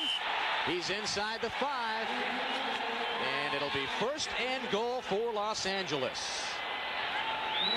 Well, when you're down 13-0 at a hostile location, you look to your veteran leaders to make some plays. Here is a great throw and catch. Look at that catch. Let me tell you something. Tim Brown has become one of the fine receivers in the NFL, and he is one of those guys that you just love to have on your team. But the reason you do is because he'll make plays like that for you. He may not have the speed he used to have coming off that knee injury, but Tim Brown is the one that Jim Hostetler counts on in the crucial situations. First and goal from the 3. And it's Nick Bell, and he won't get anything. Bengal defense rising to the occasion. Daniel Stubbs put the hit on the big running back, 6'2", 250 pounds, Nick Bell. Art Shell and the Raiders at the end of the third quarter, down 13-0. Raiders trail at 13-0 here in the fourth quarter. You've seen what they've done all season. Just 44 points to the opponent, 79 in the fourth. They're knocking on the end zone here. Second down and goal to go. And this is Nick Bell inside the 5. And that'll bring up third down and goal as Williams and Mike Fryer put the stop on Nick Bell. But I would say it has reached the critical stage here, Dan Hampton. Raiders. Well, it has, and again, you know, you look for your veteran guys to make plays for you, and you're going to see David Shula's trying to get his veteran guys to make plays for him. He's got Big Crumry in the middle. Hinkle, Fryer, those big guys inside. Going to have to stand up and make a play here to try to protect that 13-0 lead. Third and goal, Hostetler, 6 of 8 for 116 yards this half. He's been on the mark, but he'll run this in for the touchdown. Untouched, Jeff Hostetler finally gives the Raiders their first touchdown. They had gone the 4 quarters last week without a touchdown, and they had gone the first 3 quarters of this game, so 7 touchdownless quarters for the Raiders before Hostetler finally walks in from 4 yards out. Well, that could have been the quarterback draw play. Either that or just the veteran recognition of Hostetler. Come back to the pocket, just sees an opening, and he acts like Moses in the parting of the sea, just walks in. So Jeff Jager, who has missed 3 field goals today, pops the extra point in, and the Raiders are finally on the board. Again, you'll see, goes back. It is a quarterback draw all the way.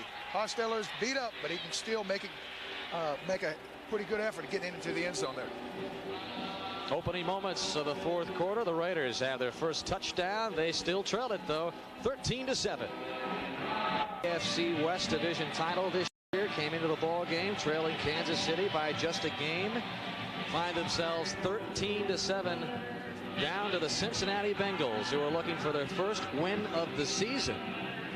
And this is a Raider team in the middle of a 3-game road trip, and are 4-1 on the road this season. And the last place that they'd think they'd pick up a loss would be here in Cincinnati. Well, I tell you what, at halftime, after they failed to score, they looked like a guy walking in the park and somebody hits him in the back of the head. They didn't know what was happening. There was a scoring time for the Raiders' first touchdown. Ostel Miles and Patrick Robinson back deep, and this is Robinson. He'll get up to the 24-yard line, and that's where the Bengals will begin. 14:08 left to play. Will this finally be the win for Dave Shula? Again, the Raiders had to re-kick the football because Andre Bruce was offsides on the kickoff, and Robinson has a little better field position for Cincinnati to deal with here. They'll begin at the 32-yard line. So this is really gut check time for David Klingler and the Cincinnati offense. Dan, the Raider offense went right through the Bengal defense on the previous series. Well, again, you know, that's what you have to do. It's counter-punching series of things that happen during the course of the game. They get a good shot on you. You've got to buy some time and let your defense recover. You need to get a couple of first downs here at the very least. Again, that scripted offense, we'll see if it works. And this is Derek Fenner, and he gets nowhere. Aaron Wallace, the left linebacker for Los Angeles, made the stop. And the Bengals haven't really been doing anything offensively as of late. Well, on that last touchdown by Hostetler, what happens is they get into a front like this, and it's a four-man rush. You'll see these guys here. Hostetler takes 2 steps, and then once everybody else runs away from it, it's an easy walk-in for a guy like Hostetler. You see him here, just sees, again, Red Sea parts, go in. 2nd down and 9. Klingler over the middle to Fenner. He'll be short of the first down. They needed 9 yards. That'll bring up 3rd down and a couple. Terry McDaniel with a stop for Los Angeles. Well, that's what you want to have on 2nd and long is a little check down pass to one of your backs. Let them get you 5 or 6 and keep you out of that 3rd and long. Now 5, a lot easier and more attainable than the other. 3 wideouts for Klingler this time. Peary, Carroll, and Robinson.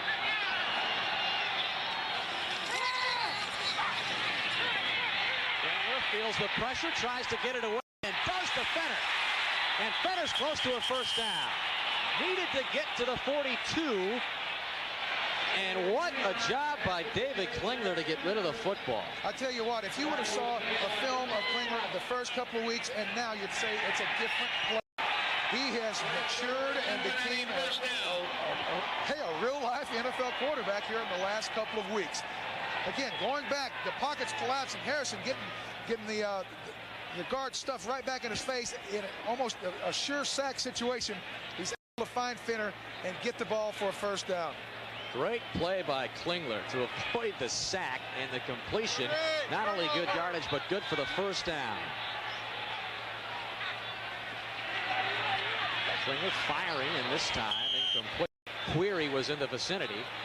But that'll bring up 2nd down and 10. And let's head back to New York. And Jim, here are the Cincinnati Bengals. Franchise record franchise losing streak of 11 dating back to last year as Fenner gets the call. Trying to break the streak. Chester McLaughlin brought down Fenner. You know, when you draft a guy in the 1st round, you hope he's a great run player or a great pass rusher. This kid can do both. There you see him doing a great job of what we call skating down the line, controlling the blocker, skate, skate, skate. Oh, running back, tackle. He can do it all. 3rd down and 9 for the Bengals. Klingler buys time, rolls to the right, and it's intended for Wesley Carroll. And it's incomplete, so that will bring out the punting unit for Cincinnati. Not able to get the job done offensively, and the Raiders will have it back with 11:30 left in the game. Well, again, the Raiders are showing why they are the #2 defense in the league. They're starting to really get some pressure. They're forcing Klingler out of the pocket. He wasn't able to plant and get the ball into a wide-open Carroll on the sideline. So Lee Johnson will stand at his 30. Tim Brown is at his own 20 to receive the punt. This time, Johnson sends a spiral all the way down. It bounces at the 3 and goes out of bounds inside the 1. That's a clinic there by Lee Johnson. He checked that one up like a golf ball. 56-yard punt by Johnson. It pins the Raiders back deep.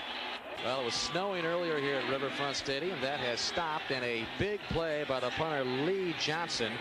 56-yard punt, and it does not get any better than this. Pinning the Raiders back at the 1-yard line.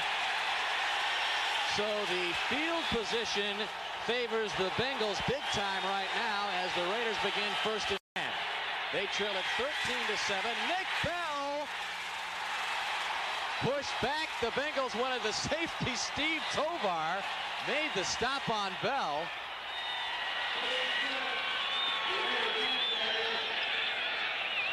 Looks like Tovar was able to meet Bell at about the 1-yard line, and Bell didn't make any more progress after Tovar hit him. You'll see him right here about the 2-yard line. Let me tell you something. Steve Tovar is a force inside today for Cincinnati. He's making an awful lot of good plays. Call it a gain of 1 for Bell. 2nd down and 9.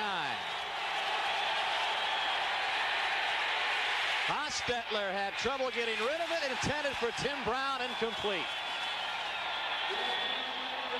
I'll tell you what, the Bengal defensive line at times today has had great pressure in the face of Jeff Hostetler. Fryer, Crumry, Hinkle, James Francis rushing the passer a little bit. I mean, they are getting a great push. You know, and Jeff Hostetler is the kind of guy, Dan, that will just refuse to throw an interception. He will, and here you see him standing against it. Now, that brings up 3rd down from about the 2-yard line. They are 2 of 6 today in 3rd and long. And they need 9.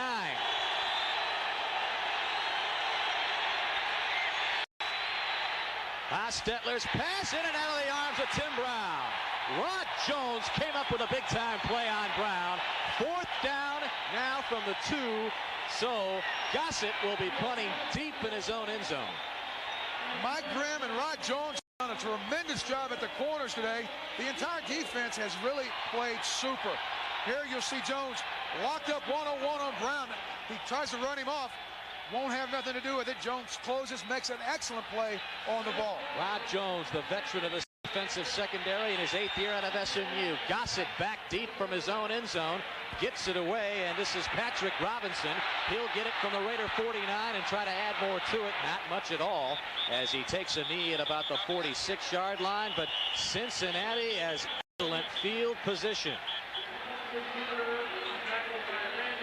Just 10:19 left, and if they can grind some time off the clock here and get another touchdown, the Bengals may be closer to their very first victory of the Bengals. About ready to start a huge drive here, and Harry Green is on the sideline, their leading rusher.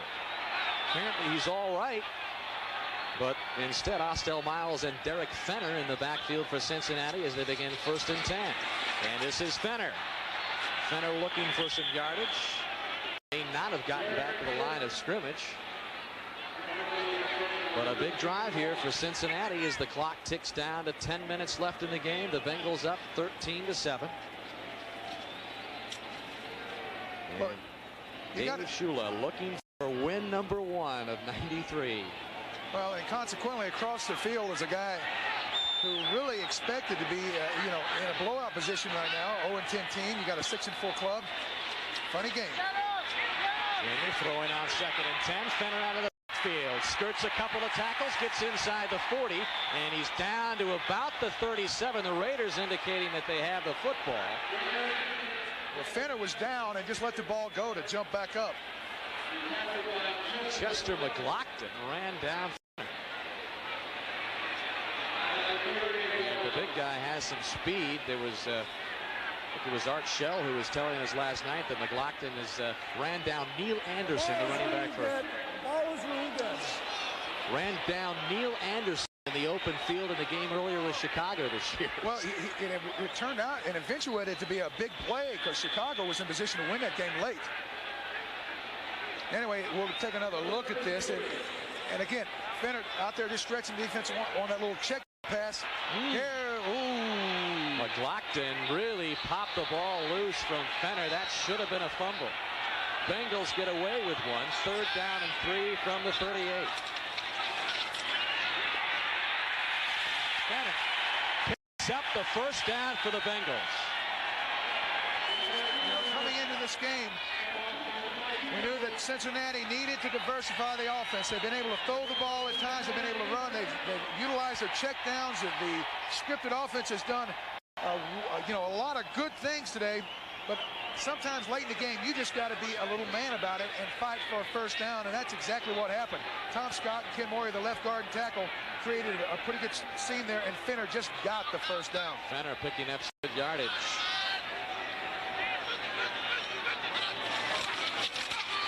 And this is Fenner again. He's got 5 receptions for 52 yards, and that carry right there should put him over the 20-yard mark.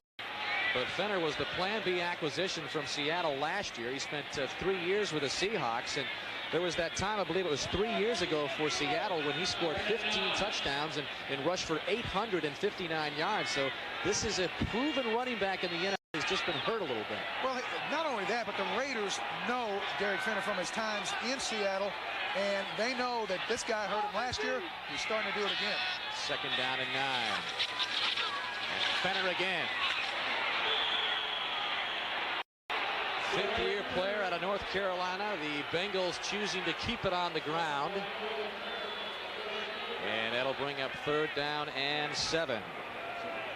As we take a look at Art Shell, who turned 47 years old on Friday, the day after Thanksgiving. But I don't think this is the kind of birthday present that Art Shell had in mind, coming into Riverfront against an 0-10 team and trailing late. Well, we already mentioned the fact that he challenged some of the veteran guys, Howie Long, Costello, those guys, you're expected to win this game. We've got to make sure that we're ready to play. And it was easy to see that Cincinnati just came out of the gate and got on them early. Well, Klingler burns the first Bengal timeout of the half.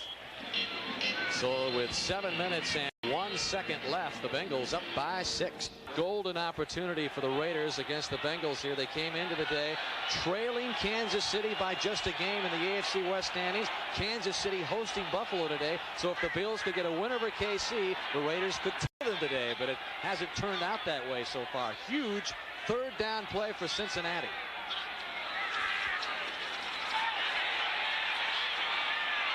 And Klingler keeps the football, and he needed to get inside the 20 for the first down. Mike Jones made the stop.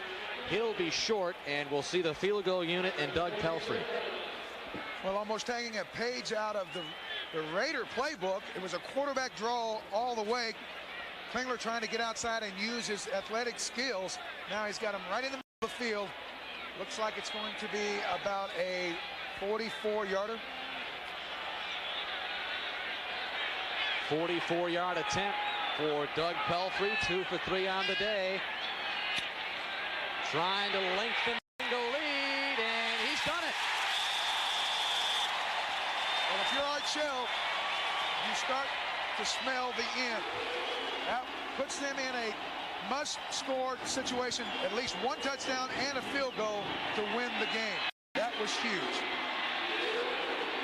Pelfrey, born in Fort Thomas, Kentucky, grew up just 10 minutes from Riverfront. Boy, would that be a big kick to put on his resume. Pick out of Kentucky, we mentioned, grew up just 10 minutes from the stadium.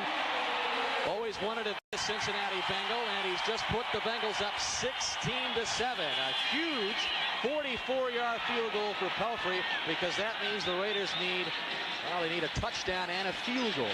Well, a lot of times the vets will treat a young kicker almost like a virus until he does something big like this. And let me tell you, this kid right here, after that kick, he will be the best friend of every player on that team. 3 for 4 on the day for Pelfrey, and Pelfrey takes a seat as Lee Johnson handles the kicking duties. Back deep for the Raiders as the Rocket takes it out. Across the 30, 40, midfield, watch out! The Rocket finally driven out of bounds at the Bengal 30-yard line. Marcelo Simmons finally caught him. 65-yard kickoff return for the Rocket. Well, they say speed kills, and return like that will kill you. The point you have to remember is that is what makes this Raider team so dangerous. Their speed creates so many opportunities. All the great returners will run straight at the coverage. Rocket, no exception. And then once he breaks into the clear, almost breaks it for the distance. Well, he began this game averaging 24.3 yards on kickoff returns. That would lead the AFC if he had enough attempts, but he didn't. A big one there puts the Raiders in business at the Bengal 30. Stetler to the air, in and out of the arms of Tim Brown. Steve Tovar had a shot at the football for a moment. This will be a big series. The Raiders inside the 30. Hostetler knows he has to have at least one touchdown and another score. Look for him to go into the air every time trying to get that quick score. Well, Hostetler, we asked him how he was feeling. He said, what's hurting, Jeff? He says, well, what's not? I haven't felt good since the Cleveland game. A true warrior for the Raiders. He plays when he's hurt, and he has played effectively, but he's just 8 for 22 today so far. Over the middle, he's got the rocket, and the rocket dropped it. Well, again, you challenge your veterans to make plays for you when you got to have them. Hostetler, 2 plays in a row. The ball was delivered at the exact spot it needs to be. The receivers have failed to come down with it. Here you'll see Rocket just doing a little runaway in the zone, finding a hole there. Hostetler, right on time, can't bring it in. And the reaction of the Hoss is, come on, guys. We need a touchdown and a field goal. Raiders trail at 16-7. Big third down play here and 10. Great protection, great coverage. Flag has been thrown on the play as Hostetler looked deep. A holding call, perhaps, as he went deep for Ethan Horton. James Francis was all the way downfield on the tight end coverage. And it is against the Raiders. Again, Hostetler getting great protection. It's taken about 5 seconds before it breaks down, but yet the coverage from the Bengal defense is still there. He can't find anyone to go with. On the offense, number 68. Penalty is declined. 4th down. So the Bengals will decline the penalty. Bruce Wilkerson with the hold from the right tackle position. You'll see it right there at the middle of your screen. Number 51, James Francis, doing a good job bull rushing. He just got drugged down. So on 4th down, Jeff Jager has spotted the ball at the 38-yard line. It would be a 48-yard attempt. It's not going to have enough.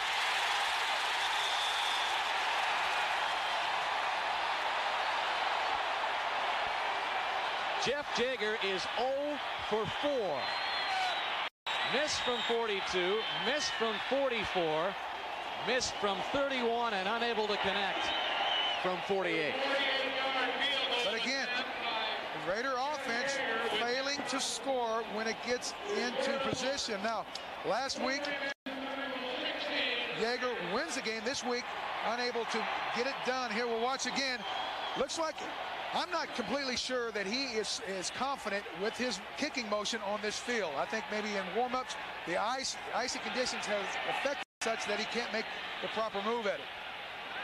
So the Raiders still need a field goal and a touchdown to pass the Bengals. They set up shop at the 30-yard line. Derek Fenner with the call, and I imagine they'll try to grind up more of the time. The Raiders still have all 3 of their timeouts remaining. Make that 2 as they've just called a timeout with 5:26 left on the clock. About a possible win here, but they want to make sure that they don't make any costly mistakes. Well, we talked about how they can't get in 3rd and long. This is 2nd and 7.5 or so. They've got to get 3 or 4 to make sure they don't get that long yardage on 3rd. I'm sure Kenny Anderson and Dave Shula telling David Klingler, don't throw the interception. In fact, they'll keep it on the ground of Fenner on 2nd and 7. So that will bring up 3rd down. Still time left as the clock is finally stopped at 5:17. And the Raiders have to burn another timeout, so they now just have 1 timeout left.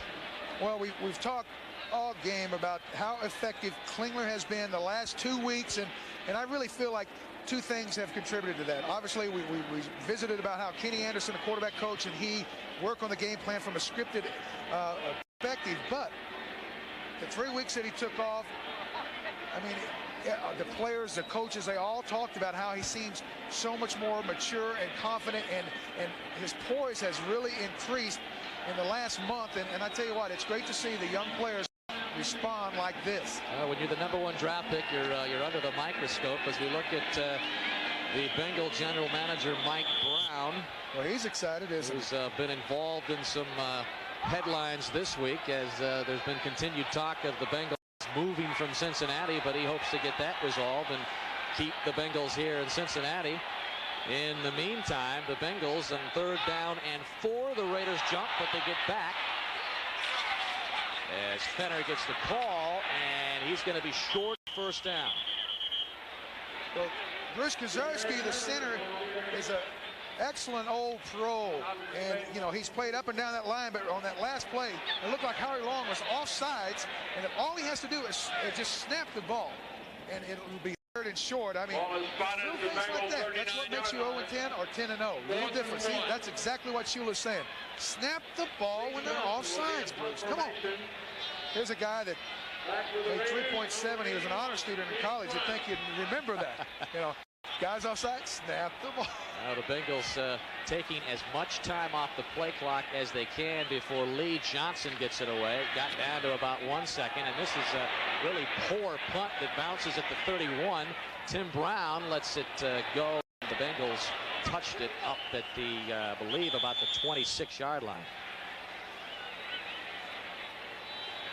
So the Raiders, with 4:19 left, they trail at 16-7. They need 2 scores, a touchdown, and a field goal. Speaking of 20 years later, the legend lives again. Michael Landon Jr. and Dirk Blocker star in Bonanza. The return tonight on NBC. Well, it's the Raiders' Foss that is up against it right now. They take over from the 29. And he's got his man, Mike Grimm, with the stop on Ragib Ismail. Well, 4 minutes and 8 seconds left in the game, and as you can see, the Raiders are going to the hurry-up offense, knowing they've got to have at least 1 touch and something extra. Well, it was good for a 1st down. Haas back deep again. Plenty of time. This time he dumps it out to Tim Brown. Flags from every direction. Ricardo McDonald made the stop on Tim Brown. And a face mask against the Bengals. Again, Hostetler has to go to a 2nd or 3rd receiver. Number 56 on the defense, grabbing and pulling down on the face mask, 15-yard penalty, 1st down. Well, you see Ricardo McDonald missing the tackle, but grabbing a hold of a suitcase handle there. You can't do that, Ricardo. That's a huge penalty. 15 yards against the Bengals, and that has put the ball at the Bengal 39. 1st down and 10.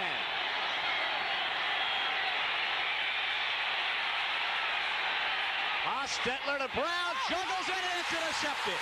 James Francis.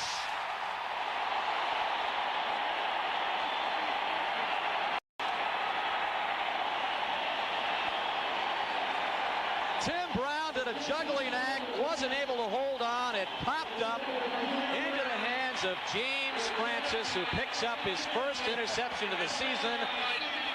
And a big play was just may have gotten the Bengals their 1st win. Hey, we're going to Disneyland. I mean, these guys are so excited. Now, when you're 0-10, I mean, a scrap is great. Here you see Francis just floating in that zone, getting over and being handy when the opportunity comes up. Boy, Brown, and had he been able to handle that, that would have put the Raiders in excellent position. Hostetler can't believe it. The Bengals have the ball, 1st and 10 from the 25, 3:39 left, and they'll keep it on the ground at Derek Fenner.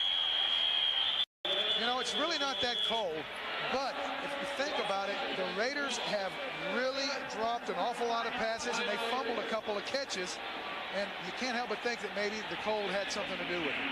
And the Raiders have burned out the last of their timeouts. The clock stopped at 3:31, so their worst nightmares coming true for Los Angeles.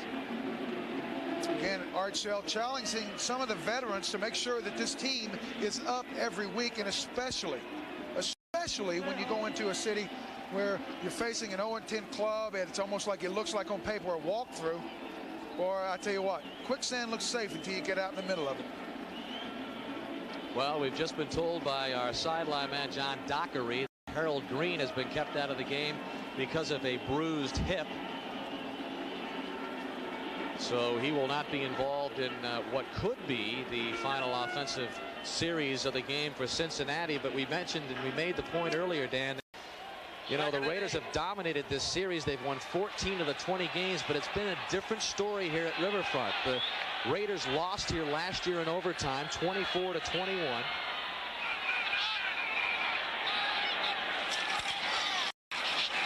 Center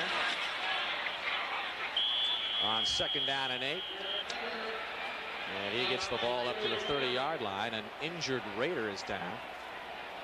Well, the story of the day has been excellent coverage by the Bengals secondary that really has frustrated the Raiders. But more than that, the offensive production of Klingler and that offense under that scripting system, they have been able to keep Art Shell's offense off the field and control the clock, really beating the Raiders at their own game. Well, that is Joe Kelly, the former Bengal, and the second leading tackler for the Raiders, being helped off the field. He was the unrestricted free agent acquisition for the Los Angeles Raiders, coming over from the Jets.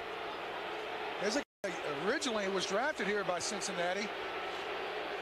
Yeah, the 11th player picked overall by the Bengals back in the 1986 draft. First round pick. But still, 3rd and 5. If they get the ball back, they have a little bit of light in that tunnel, but they've got to stop them on 3rd and 5 to have a chance. Derek Fenner has filled in very admirably for Harold Green, especially in the second half. Klingler will keep it and be dropped at the 21. It's a good call by the Raiders. Obvious running situation, but they blitzed from the outside. Number 48, Lionel Washington, getting him down. So interesting now, the clock continuing to run. 2:47 and counting left. This is Lee Johnson back in punt formation. His punt will go into the wind. Tim Brown stands back at his own 40-yard line, and if Tim Brown can get an excellent return and get the Raiders back in good field position, they do have some time. Well, remember, Willie Gault got a big return, and Ishmael got one. And not a bad punt at all, considering it was into the wind. Brown holds on at the 35 and gets a pretty good return across the 45. And that will stop the clock with 2 minutes and 14 seconds left. Tovar made the tackle on Brown. Well, you got to think that Tim Crumry, here's the old veteran, number 69, the nose tackle. He's been here through the good times and now, of course, the bad ones. You got to really feel for a guy like this, and, you know, he's been a big part of getting that Raider offense shut down today. One of the great run players in the league. He showed some pass rushing ability today, and they've been a force up front. One last big test for the Bengal defense. The Raiders going deep downfield. This is James Jett, not able to catch up to the Hostetler pass. Marcelo Simmons let Jett get behind him, and had Hostetler been on the mark, that could have been 6. Well, you know, Marcelo Simmons can run, but just look at the way Jett runs away from him. I mean, it's like, you know, just Simmons was tied to a post. Jeez. Now, this is the portion of the game where you're glad you got guys like James Jett and Raghib Ismail. Well, you know, a lot of people say, you know, speed creates luck. I don't know if it does, but I think the guys that can run have better luck than people that can't. And if anybody can run behind the secondary, it's guys like Jett and Ismail. Hostetler in trouble. Runs out of it and picks up the first down. He's at the Bengal 42. James Francis ran him down, but we've reached the 2-minute warning. That stops the clock. So Hostetler looked like he was down, but he has given the Raiders just a little bit of hope. Free Cotton Super Play of the game. You're looking at the rookie out of Michigan, Tim McGee, and a crucial 3rd down situation in the first half. Able to come up with a 21-yard reception from Klingler that put the Bengals in business at the 1. And that led to Eric Ball's 1-yard touchdown. And it has been big. Now it's McGee, the cheerleader on the sidelines, as the Raiders have life at Bengal 42, a minute 55 left. Hostetler. And it's complete to James Jett. The clock continuing to run. The Raiders out of timeouts. Well, let me tell you something. It may not look like it when all the smoke clears, but Jeff Hostetler has played great football today. He's had an awful lot of drops, but when he had to make something happen, he has. He's got to make something happen here. Finds some time, rolling to his left, and he needs to get out of bounds, and he does that. Mike Fryer chased him out. And that stops the clock with a minute 26. He's made good decisions. He's not throwing interceptions that have been his fault. And right there, he stops the clock getting out of bounds. Well, again, pretty good protection. Where's he going? Left, right, left, right. Believe me, great defensive game plan by Ron Lynn of Cincinnati. They have been able to completely shut down that Raider passing attack, except for a couple of times where the guys got into a zone crease. Second down and 10.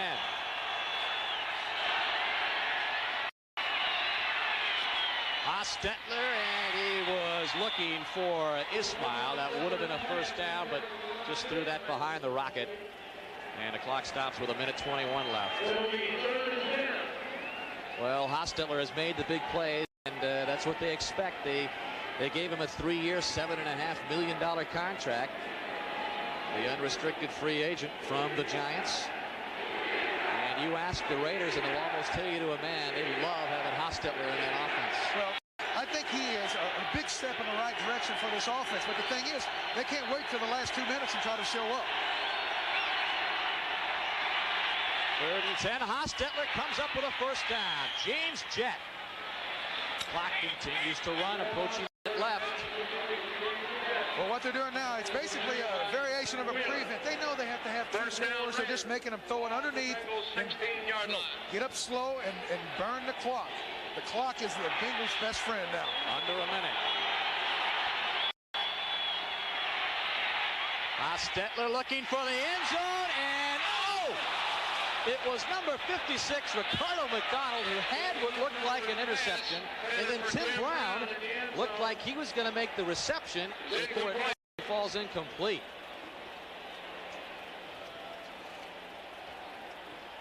Boy, McDonald had the interception right in his hands.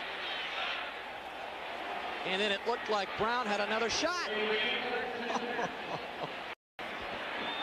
Boy, would that have been something if Brown would have been able to hang on to that after dropping the earlier one. It really would have. So here's Jeff Jager to attempt a 34-yard field goal. And those are some big points. That has cut the Bengal lead to 16-10, but the Raiders wanted a touchdown, and now they'll have to drive for one.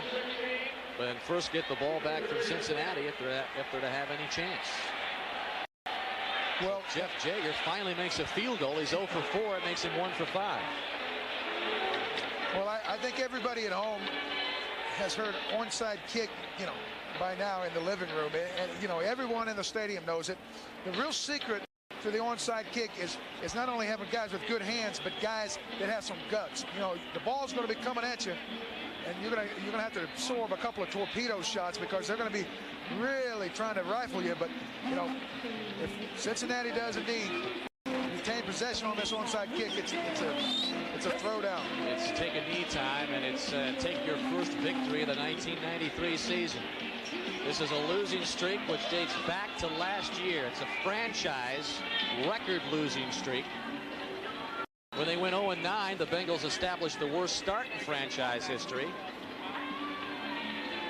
And now they're trying to finally pick up the first win of 1993, but they'll have to successfully pick up the onside kick from Jeff Jager.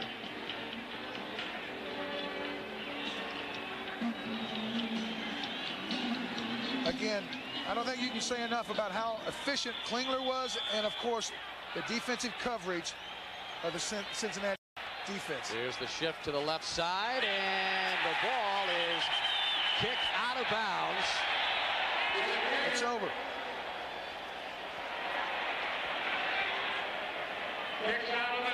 Normally, we have a kickoff out of bounds. first one of a short free kick, 5-yard penalty, free kick. That's right. They'll move him back 5 yards, and if this one goes out of bounds, then the Bengals would get possession at the point where the ball went out of bounds. So Jeff Jager will now try to really make it happen here. I think it's just, you see more and more of that on onside kicks. Well, if he would watch me try to hit a 1-iron, it wouldn't be hard for him to do this. That's exactly what my 1-iron shots look like. Kind of a top scud. So they have Jager back to the 30.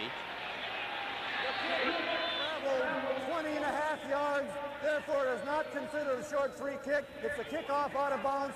The receiving team will take I was pretty sure that it was going to be over. If it travels over 20, then of course it would be Cincinnati possession. But if it's a short one, a special rule inside the 2 minutes, which would allow them to have a couple of shots at getting an onside kick. You know, it's almost ironic because it's a similar situation that Dave Shula went through last week when they lost to the Jets in the Meadowlands. There was all that confusion at the end of the game, the safety by Aguilar, and then I tell you what, you've had some long spells in life. I'll tell you what, that might be the longest one in David Shula's life. And that should do it. The Raiders are out of timeouts. And Dave Shula will pick up his first victory of 1993. 6th career. The Bengals went 5-11 last year. But the Bengals have now officially stopped the bleeding.